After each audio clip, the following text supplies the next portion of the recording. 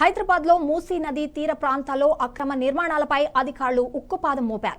రాజేంద్రనగర్ నియోజకవర్గం నార్సింగ్ ప్రాంతంలో మూసీ నది పర్యావరణ ప్రాంతాన్ని ఆనుకుని నిర్మించిన ఓ ప్రైవేట్ పాఠశాల భవనంపై రెవెన్యూ అధికారులు కూల్చివేత చర్యలు చేపట్టారు. The Bambini creek a natural ఇన్ఫ్రైస్ ప్రీ స్కూల్ భవనాన్ని గండిపేట రెవెన్యూ అధికారులు భారీ పోలీసు బందోబస్తు మధ్య కూల్చివేశారు.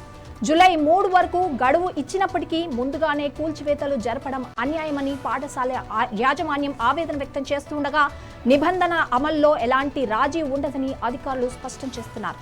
తమ పాఠశాలలో సుమారు 250 మంది విద్యార్థులు చదువుకుంటున్నారని, వారి భవిష్యత్తును పరిగణనలోకి తీసుకోకుండా చర్యలు తీసుకోవడం బాధాకరమని నిర్వాహకులు ఆవేదన వ్యక్తం చేస్తున్నారు.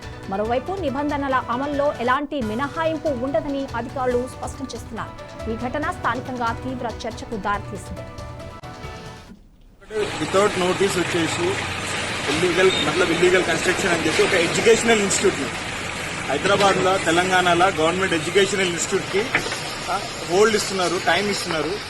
రాత్రి మిడ్ నైట్ వచ్చి నోటీస్ ఇచ్చి ఎడ్యుకేషనల్ ఇన్స్టిట్యూట్ ని ఇట్లా వితౌట్ ఎనీ ఇన్ఫర్మేషన్ మొత్తం ఒక ఆర్మీ లెక్క వచ్చేసి ఒక చిన్న స్కూల్ అంటే ప్రీ స్కూల్ ఇదేమో ఇక్కడ ఏదో కోట్లు సంపాదించి నీకు ఏదో బిల్డింగ్ కట్టని కాదు, ప్రీ స్కూల్ ఇది. విల్ షేర్ ద వీడియోస్ వచ్చేసి రాత్రి నోటీస్ పెట్టేసి I will share media attachment ఇస్తాను.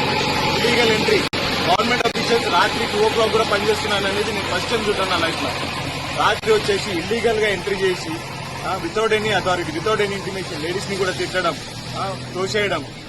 అన్న ఈ స్థలం ఎవరిదన్న అసలు?